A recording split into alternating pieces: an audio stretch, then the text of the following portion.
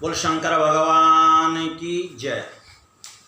सभी ज्योतिष दीपमाला YouTube channel दर्शकों को एक बार फिर हार्दिक शुभ अभिनंदन। दोस्तों, जैसे कि हम आपको पहले भी बता चुके हैं कि हम काल सर्प की वीडियो बना रहे हैं। आज जो हमारा टॉपिक होगा पद्म काल सर्प योग।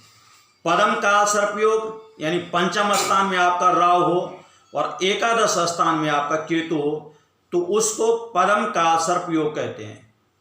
काल सर्प योग का वर्णन भागवत पुराण में नागों का वर्णन आ रखा है। आप भागवत पुराण मैं आपको थोड़ा सा हिंट दे देता हूँ।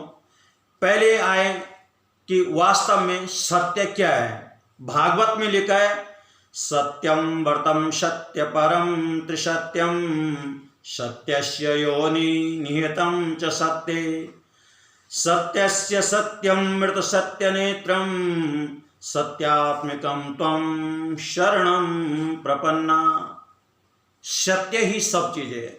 नाग पत्नियों को आप श्रीमद् भागवत के 10वें स्कंद के 16 अध्याय में अगर पढ़ेंगे तो पूरा कालिया नाग पत्नी का वर्णन आता है।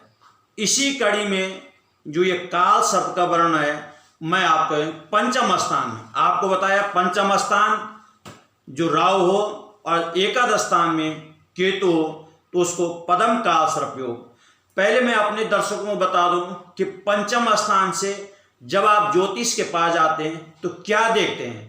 पंचम स्थान बुद्धि, संतान, promotion, high education, love marriage, ये सब पंचम स्थान से देखा जाता है। पंचम स्थान खेल, आज का जो ओलंपिक खेल हो रहे हैं, जिस व्यक्ति का पंचम स्थान उच्च ग्रह हो या शुक्र ग्रह हो, अन्य कोई शुभ ग्रह हो तो अवश्य उसने गोल्ड मेडलिस्ट या सिल्वर या ब्रॉन्ज ये जीत का अवश्य आएगा। तो ये सब पंचम स्थान से। ज्योतिष शास्त्र बहुत सारे बोलते हैं कि हम भी ज्योतिष सीखना चाहते हैं तो पंचम स्थान उसका ठीक हो तो ज्योतिष, ईश्वर भक्ति, पुण्य कर्म, उच्च अधिकारी जो क्लास 1 ऑफिसर होते हैं, गर्भ, संतान का भी पंचम स्थान से देखा जाता है। या हम पे बहुत सारे ऐसे बच्चे आते हैं कि कहते हैं जी कि हम हाई एजुकेशन के लिए हमारी हो सकती कि नहीं हो सकती। ये सब पंचम स्थान से। मैं अपने दर्शकों को फिर बता दूं कि पंचम स्थान इसको जादू टोना भी बहुत सारे बोलते हैं, ब्लैक मैजिक हो गए जी, तो ये सब पंचम स्थान से। या जिन बच्चों की लव मैरिज होती है तो लव मैरिज के लिए भी पंचम स्थान और सप्तम स्थान देखा जाता है ज्योतिष में। जिनका पाप ग्रह या नीच ग्रह या कोई और ग्रह हो, युक्ति हो पंचम स्थान में, तो ऐसे बच्चे अधिकांश लव मैरिज, इंटरकास्ट मैरिज, ये सब पंचम हाउस। पंचम हाउस इसको मूल त्रिकोण भी कहते हैं। ये ज्योतिष में एक बहुत ही महत्वपूर्ण स्थान है पंचम स्थान।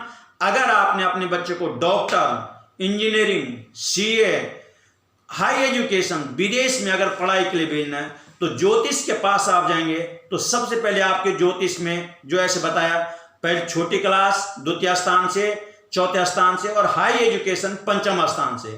तो पंचम स्थान से ये सब बारीकी से देखा जाएगा। ये बहुत सारे आते हैं जी, हमने अपने बच्चे को क्रिकेट में डालना है, एकेडमी में डालना है, हमने खेल में डालना है, हमने कबड्डी में डालना है, हमने टेनिस में डालना है। तो ये सब फिर ज्योतिष पहले अपने दिमाग में देखेगा कि इनका पंचम स्थान अच्छा है कि खराब है। अगर आपका पंचम स्थान सही है या आपके बच्चे का पंचम स्थान सही है तो अवश्य उसे उच्च शिक्षा के लिए विदेश भेजें, अवश्य इसको क्रिकेट में डालें, अवश्य इसको बैडमिंटन में डालें, अवश्य इसको टेनिस में डालें। ये सब पंचम स्थान। ये हमारे बहुत सारे ऐसे होते हैं कि जो लॉटरी खेलते हैं, शेयर मार्केट। अगर शेयर मार्केट की बात करें तो चंद्रमा जिसका उच्च का हो, चंद्रमा जिसका बलि हो, रात का चंद्रमा हो और पंचम स्थान में तो शेयर मार्केट, लॉटरी, ये सब पंचम स्थान से देखा जाता है। यह धर्म, कर्म या मंत्र, कोई बोलता है कि हमको ज्योतिष अपने बच्चों को बनाना है तो ये सब पंचम स्थान से देखा जाता है। लेकिन ध्यान रखना कि कहीं आपका पंचम स्थान में राहु हो और एकादश स्थान में केतु हो तो आपका पद्म काल सर्पयोग बन जाएगा, जिसके कारण से आपकी शिक्षा में दिक्कत, आपकी संतान में दिक्कत,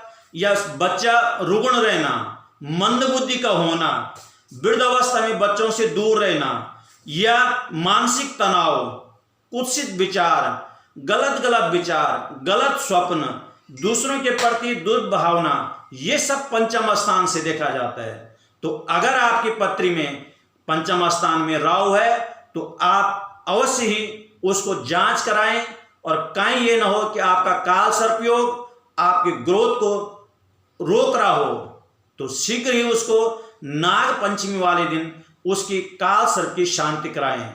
मैं आपको बार बार बताता हूं कि काल सर्पयोग पूजा केवल साल भर में एक दफे ही होता है।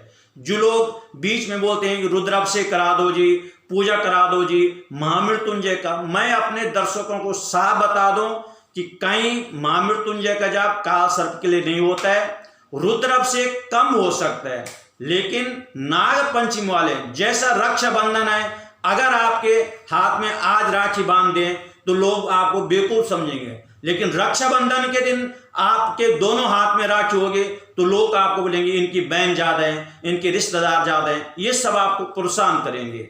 वैसे ही कोई भी काम चाहे वो शुभ हो चाहे अशुभ हो, समय के अनुसार करना चाहिए।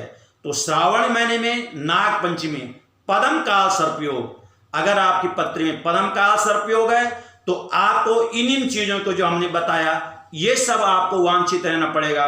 तो शीघ्र ही उसकी शांति कराए। मैं आपको बताया कि नागों का वर्णन श्रीमद् भागवत महापुराण जो अष्टादश पुराण है, तो भागवत महापुराण के 10वें स्कंद के 16 अध्याय यानी 16 अध्याय में इनका पूर्ण विस्तार है कि सुखदेव जी क्या कहते हैं, नाग पत्नी क्या कहते हैं, भगवान क्या कहते हैं, और कहाँ इनका फिर विसर्जन हुआ, कहाँ इनको भगवान कृष्ण ने इनको निवारण किया। ये सब अगर आपके घर में भागवत महापुराण है तो 10वें स्कंद के 16 अध्याय से ये सब चर्चा आप पढ़ सकते हैं। इसी के साथ आज का ये वीडियो समाप्त होता है। धन्यवाद।